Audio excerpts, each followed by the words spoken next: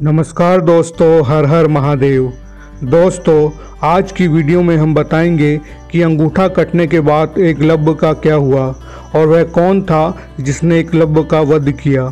ये सब जानने से पहले आप ये जान लीजिए कि एकलव्य वास्तव में था कौन।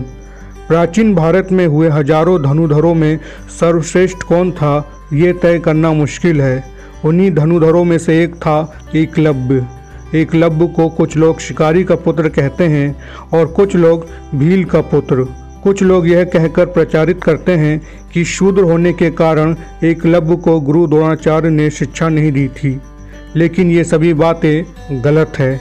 एकलव्य को लेकर समाज में बहुत तरह की भ्रांतियाँ इसलिए है क्योंकि लोग महाभारत और पुराण पढ़ते नहीं और जिसने जो लिख दिया उस लिखे हुए की बात को ही सत्य मानते हैं।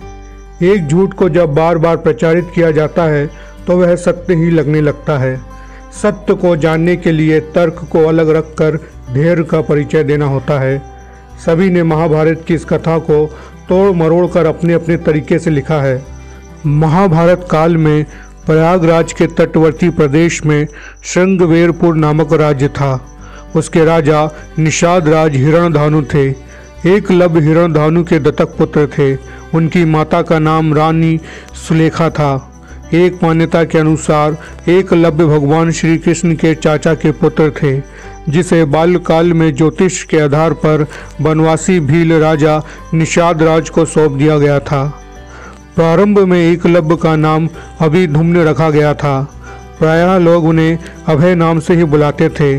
5 वर्ष की आयु में एकलव्य की शिक्षा की व्यवस्था कुलीय गुरुकुल में की गई। बालपन से ही अस्त्र शस्त्र विद्या में बालक की लय, लगन और एक निष्ठा को देखते हुए गुरु ने बालक का नाम एकलव्य रख दिया था। जब पुलक मुनि ने एकलव्य का आत्मविश्वास और धनुष बाण को सीखने की उसकी लगन को देखा तो उन्होंने उसके पिता से कहा कि आपका पुत्र बेहतरीन धनुधर बनने के योग्य है, इसे सही दीक्षा दिलवाने का प्रयास करना चाहिए। पुलक मुनि की बात से प्रभावित होकर राजा हिरण्यधानु अपने पुत्र एकलव्य को द्रोण जैसे महान गुरु के पास ले जाते हैं। उस समय धनु विद्या में गुरु द्रोण की ख्याति थी। एकलव्य धनु विद्या की उच्च शिक्षा प्राप्त करना चाहता था। एकलव्य को अपनी लगन और निष्ठा पर पूर्ण विश्वास था। एकलव्य गुरु द्रोणाचार्य के पास आकर बोला, गुरुदेव, मुझे धनु विद्या सिखाने की कृपा करें। तब गुरु द्रोणाचार्य के समक्ष धर्म संकट उत्पन्न हो गया, क्योंकि उन्होंने भीष्म पितामह को वचन दे दिया था कि वह केवल कौरव कुल के राजकुमारों को ही शिक्षा देंगे। साथ ही उन्होंने अर्जुन को भी ये वचन दे दिया था कि उसे वह संसार का सबसे सर्वश्रेष्ठ धनुधर बनाएंगे। और एकलव्य राजकुमार तो थे लेकिन कौरव कुल से नहीं थे। अतः द्रोणाचार्य ने एकलव्य से कहा, मैं विवश हूँ, तुझे धनु विद्या नहीं सिखा सकता। एकलव्य घर से निश्चय करके निकला था कि वह केवल गुरु द्रोणाचार्य को ही अपना गुरु बनाएगा। द्रोण की ओर से इनकार करने के बाद हिरण्यधानु तो वापस अपने राज्य लौट आए, लेकिन एकलव्य को द्रोण के सेवक के तौर पर उन्हीं के पास छोड़ गए। द्रोण की ओर से दीक्षा न देने की बात के बावजूद एकलव्य ने हिम्मत नहीं हारी। वह सेवकों की भांति उनके साथ रहने लगा। द्रोणाचार्य ने एकलव्य को रहने के लिए एक झोपड़ी दिलवा दी। एकलव्य का काम बस इतना होता था कि जब सभी राजकुमार बाण विद्या का अभ्यास कर चले जाएं, तब वह सभी बाणों को उठाकर वापस तरकस में डालकर रख दे। जब द्रोणाचार्य अपने शिष्यों को अस्त्र चलाना सिखाते थे, तब एकलव्य भी वहीं छिपकर द्रोण की हर बात, हर सीख को सुनता था। अपने राजकुमार होने के बावजूद एकलव्य द्रोण के पास सेवक बनकर रहा। एकलव्य अपने खाली समय में जंगल में रहते हुए ही एकांत में तीर चलाना सीखता था। एक दिन अभ्यास जल्दी समाप्त हो जाने के कारण कौरववंशी सभी राजकुमार समय से पहले ही लौट गए। ऐसे में एकलव्य को धनु चलाने का एकाध मौका मिल गया, लेकिन अफसोस, उसके अचूक निशाने को दुर्योधन ने देख लिया और द्रोणाचार्य को इस बात की जानकारी दी। द्रोणाचार्य ने एकलव्य को वहां से चले जाने को कहा। हताश निराश एकलव्य अपने महल की ओर रुक कर गया, लेकिन रास्ते में उसने सोचा कि वह घर जाकर क्या करेगा, इसलिए बीच में ही एक आदिवासी बस्ती में रुक गया। उसने आदिवासी सरदार को अपना परिचय दिया और कहा कि वो यहाँ रहकर धनुष विद्या का अभ्यास करना चाहता है। सरदार ने प्रसन्नतापूर्वक एकलव्य को अनुमति दे दी। आदिवासियों या भीलों के बीच रहने के कारण एकलव्य को शिकारी या भील जाति का मान लिया गया। एकलव्य ने आदिवासियों के बीच रहकर वहां गुरु द्रोणाचार्य की मिट्टी की मूर्ति बनाई और मूर्ति की ओर एकटक देखकर ध्यान करके उसी से प्रेरणा लेकर वह धनु विद्या सीखने लगा। मन की एकाग्रता तथा गुरु भक्ति के कारण उसे उस मूर्ति से प्रेरणा मिलने लगी और वह धनु विद्या में बहुत आगे बढ़ गया। समय बीतता गया और कौरव वंश के अन्य बालकों, कौरवों और पांडवों के साथ साथ एकलव्य भी युवा हो गया। एक बार गुरु द्रोणाचार्य पांडव एवं कौरवों को लेकर धनु विद्या का प्रयोग करने जंगल में आए। उनके साथ एक कुत्ता भी था जो थोड़ा आगे निकल गया।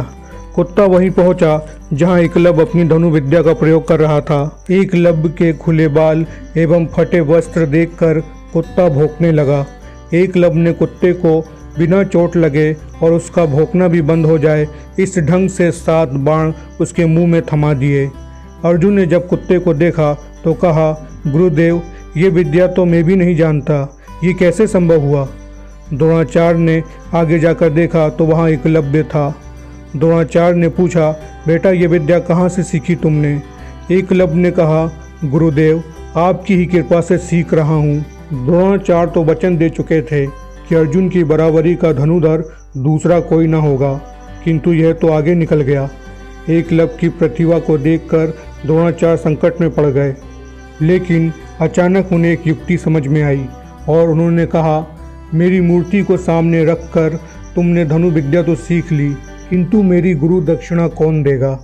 एकलव्य ने कहा, गुरुदेव, आप जो मांगे।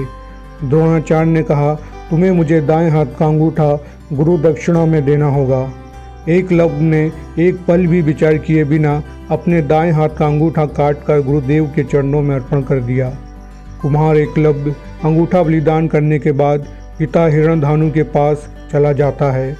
एकलव्य अपने सगण्यपूर्ण कौशल्य से बिना अंगूठे के धनु विद्या में पुनः दक्षता प्राप्त कर लेता है। एकलव्य के युवा होने पर उसका विवाह हिरण्यधानु ने अपने एक निषाद मित्र की कन्या सुनीता से करवा दिया। पिता की मृत्यु के बाद एकलव्य शंगवेर राज का शासक बनता है।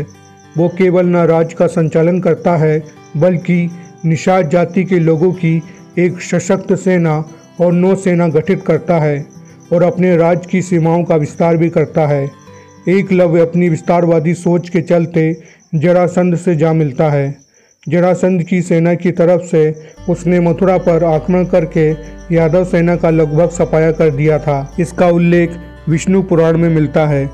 यादव सेना के सफाया होने के बाद ये सूचना जब श्री कृष्ण के पास पहुंचती है तो वे भी एकलव्य को देखने के लिए उत्सुक हो जाते हैं। दाहिने हाथ में मात्र 4 उंगलियां के सहारे धनुष बाण चलाते हुए एकलव्य को देखकर वे समझ जाते हैं कि ये पांडवों और उनकी सेना के लिए खतरनाक साबित हो सकता है। तब श्री कृष्ण का एकलव्य से युद्ध होता है और इस युद्ध में एकलव्य वीर गति को प्राप्त होता है। एकलव्य के वीर गति को प्राप्त होने के बाद उसका पुत्र केतुमान सिंहासन पर बैठता है और वह कौरवों की सेना की ओर से पांडवों के खिलाफ लड़ता है। महाभारत युद्ध में वह भीम के हाथ से मारा जाता है। यदि गुरु द्रोण ने एकलव्य से अंगूठा मांग लिया था तो उसके पीछे भी श्री कृष्ण की ही इच्छा थी। महाभारत में एक स्थान पर श्री कृष्ण ने अर्जुन से स्पष्ट किया है कि तुम्हारे प्रेम में मैंने क्या क्या नहीं किया। तुम संसार के सर्वश्रेष्ठ धनुधर कहलाओ, इसके लिए मैंने द्रोणाचार्य का वध करवाया, महापराक्रमी कर्ण को कमजोर किया और ना चाहते हुए भी तुम्हारी जानकारी के बिना निषाद राज के दत्तक पुत्र एकलव्य को भी वीरगति दी ताकि तुम्हारे रास्ते में कोई बाधा ना आए। एकलव्य अपना अंगूठा दक्षिणा में नहीं देता या गुरु द्रोणाचार्य एकलव्य का अंगूठा दक्षिणा में नहीं मांगते तो इतिहास में क्या एकलव्य का नाम होता। एकलव्य को इस बात का कभी दुख नहीं हुआ कि गुरु द्रोणाचार्य ने उससे अंगूठा मांग लिया। आज के युग में आयोजित होने वाली सभी तीरंदाजी प्रतियोगिताओं में अंगूठे का प्रयोग नहीं होता, अतः एकलव्य को आधुनिक तीरंदाजी का जनक कहना उचित होगा। दोस्तों, आशा करता हूं कि आपको ये वीडियो अच्छी लगी होगी। वीडियो अच्छी लगी हो तो वीडियो को लाइक करें, शेयर करें और चैनल को ज़्यादा से ज़्यादा सब्सक्राइब करें। फिर मिलते हैं अगले वीडियो में। हर हर महादेव। जय जय श्री राम।